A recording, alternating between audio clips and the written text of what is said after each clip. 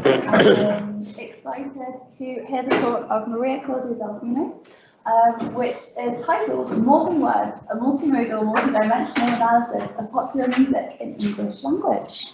Take it away. Okay, thank you. Good afternoon, everyone. Thanks a lot for coming.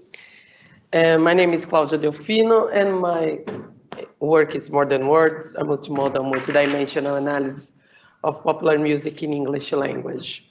So I'd like to start thanking the organizing committee for the conference, my research group, JELC, Professor Dr. Tony Berber Sardinha, my supervisor, and Dr. Joe Colentine, who helped me with the Python scripts, and the funding agents that gave me grant for this research. So I'll start with an introduction, then I'll go to the semantic, acoustic, and musical dimensions, then I'll make a summary and some final comments. So the goal of my research is to use MD-based methods to find out the major multimodal dimensions in popular songs in English. But this bigger goal is threefold, in fact. First, to identify the major discourse dimensions, then the acoustic dimensions, and then the multimodal dimensions comprise both of them, the discourse and the acoustic dimensions. And what are these discourse dimensions? They are the underlying discourse that are communicated by the song lyrics, whereas the acoustic dimensions are the sound patterns that are expressed by both the instruments and the voice. And when we put them together, you have the multimodal dimensions because they correlate both of them. So some takeaways. The music is formed by the singing, by the instrumentation and the lyrics. The lyrics are not an accessory. It's a very important component of music, especially nowadays. And there's a growing evidence of textual pattern in popular music when you look in a MD perspective. And there are some evidence of joint patterns of both lyrics and music, but this relationship is not very clear. And as far as we know, there's no large-scale multimodal corpus-based analysis of lyrics and sound together. So my motivation for this research was because I found two contradicting hypotheses regarding the relationship of sound and text when I read about music. The first one is that they are codependent, that songwriters, when they write the lyrics, they are trying to reflect a particular rhythm, a particular melody, they are connected. The other one is that they are independent, that the same lyric can be played in different rhythms and styles. And we have many examples of songs that are recorded in one style, in one genre, like I'll Always Love You. That was the one that intrigued me. When I discovered this song, it was a country song from Dolly Parton, but I recognized it as a pop song from the soundtrack of Beauregard with Whitney Houston. It's exactly the same lyric, but the genre is different because of the acoustic part, and this in many songs. So because of that, I decided to go on this research. There are some previous research with MD analysis and songs, one from Bertolli Dutra, who analyzed the corpus of English lyrics for semantic and lexical-grammatical dimensions with 3 dimensions in both semantic and lexicogrammatic. I performed an additive analysis of a very controlled band corpus of English pop lyrics according to Biber's dimension in '88. And Valentin Werner also, with a different corpus, conducted an MD analysis of English pop lyrics based on Biber's dimension. So there are some works involving lyrics and multidimensional analysis. About the auditory characteristics, these authors made a questionnaire asking listeners to respond about the degree of their liking or disliking of some songs, and they had this 5 structure of music preference. And about the multimodal analysis, I found this article from 2020 where the author studies singles from the UK charts and used the statistical associations between lyrics and music and with bespoke AI techniques to classify the musical characteristic into moods. So this was the beginning of making me think what I could do with music. So what we propose is this multimodal, multidimensional analysis, where I have dimensions of acoustic elements and dimensions of verbal elements.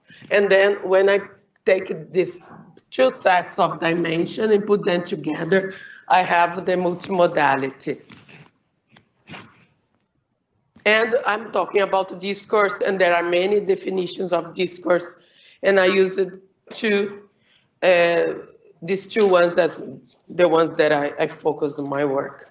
So the one of Baker and McHenry, they say that discourse are ways of looking at the world, constructing objects and concepts in certain ways of representing reality.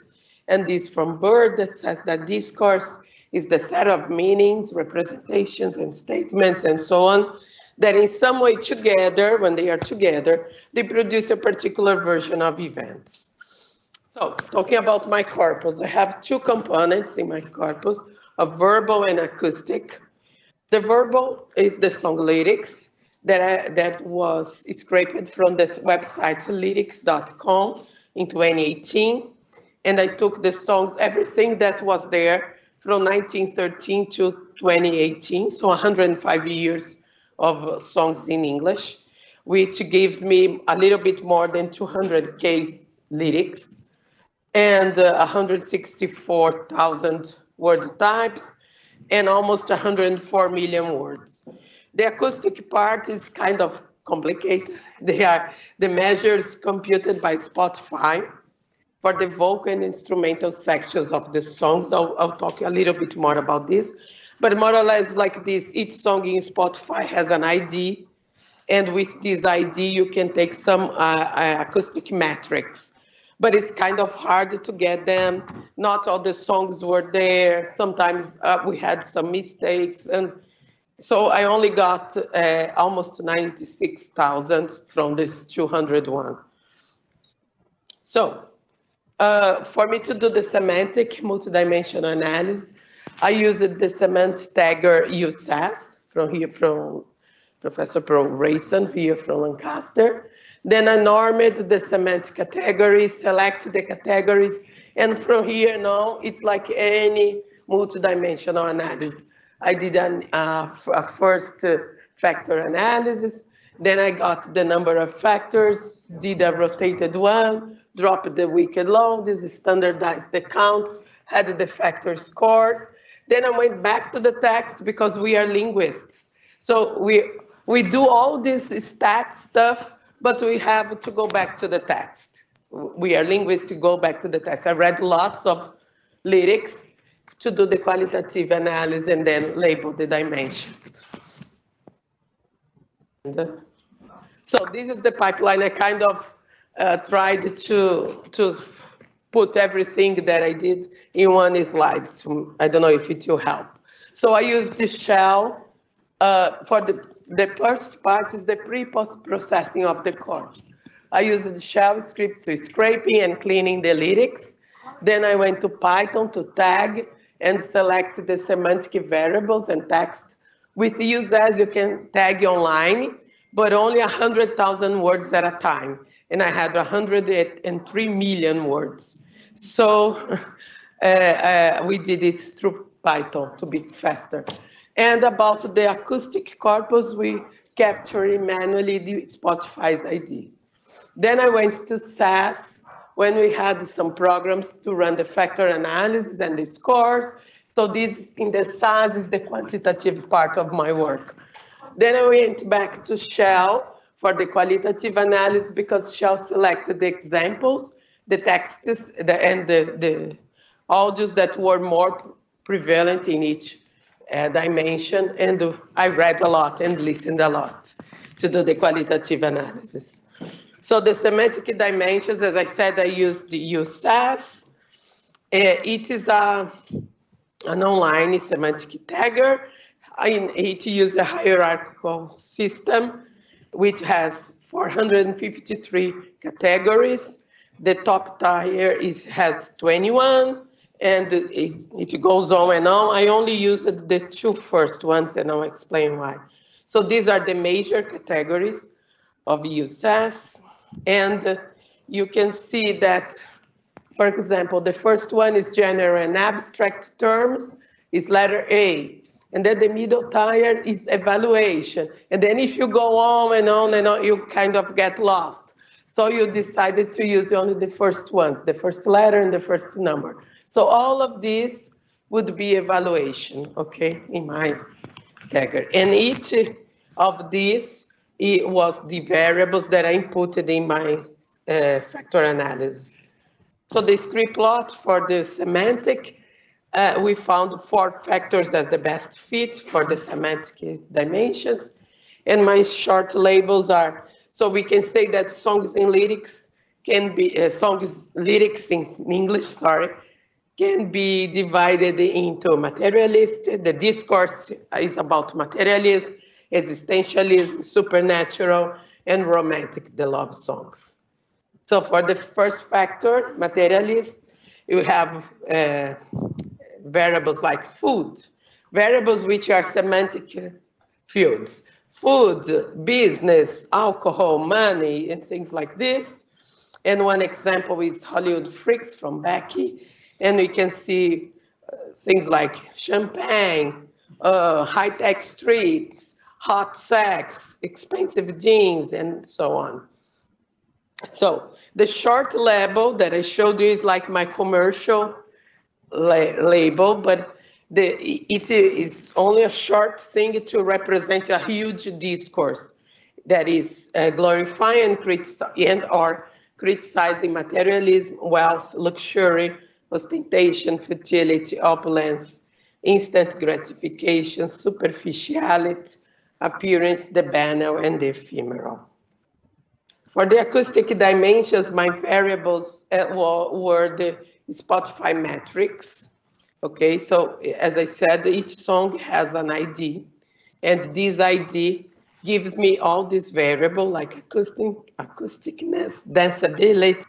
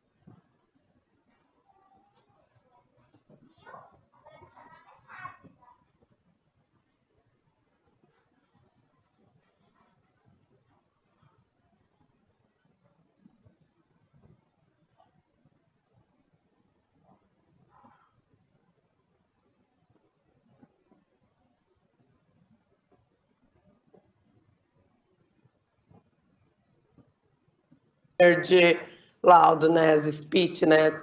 So they give me numbers. So I could have a spreadsheet, just like we have in any MD analysis.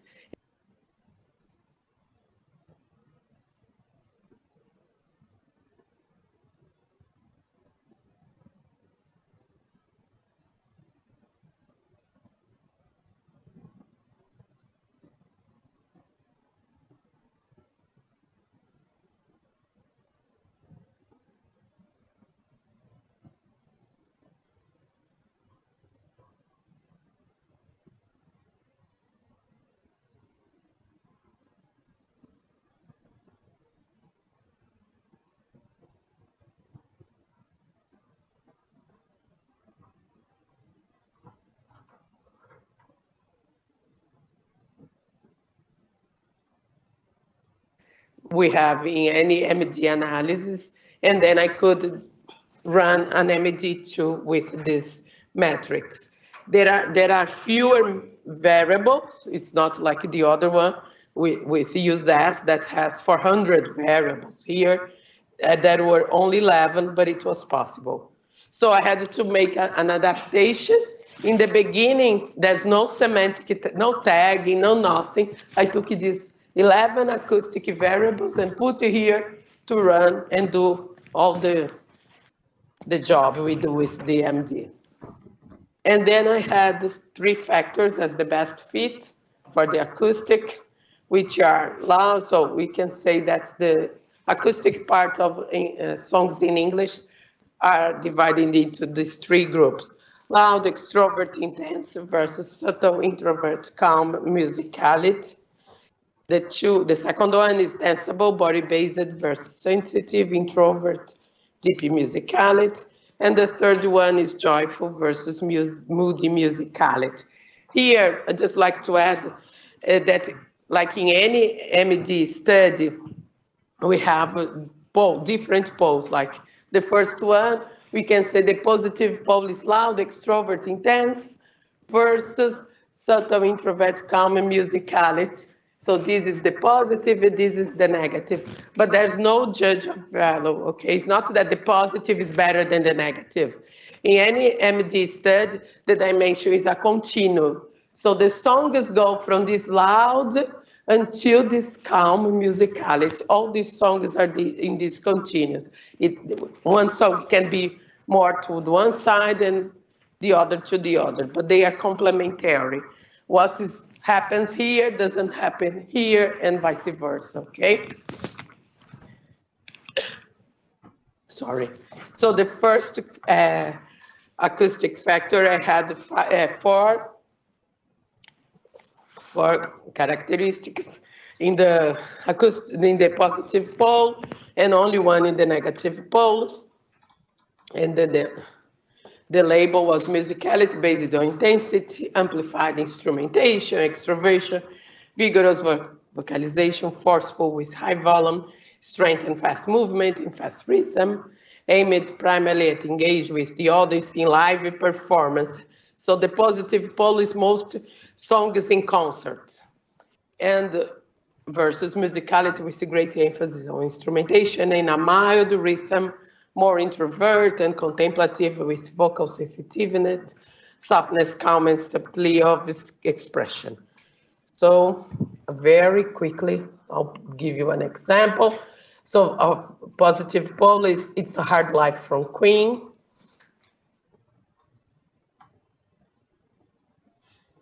You can listen to the public.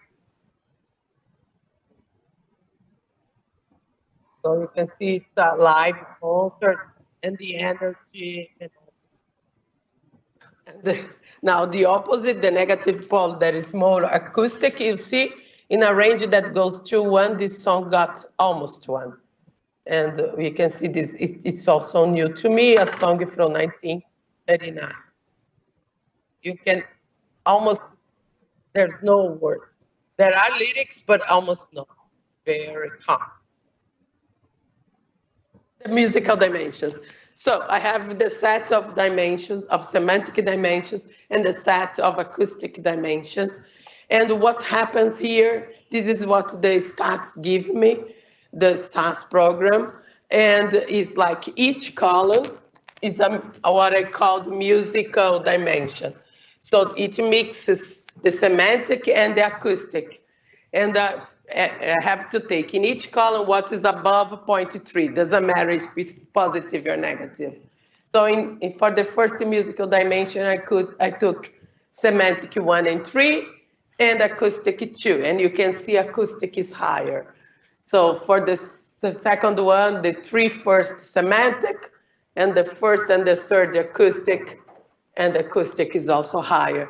And the last one is the fourth, if you remember, is the romantic. So it got kind of alone with the third one, okay? And it's the first two, the third one is the only one where the lyrics part is stronger than the acoustic one. So the first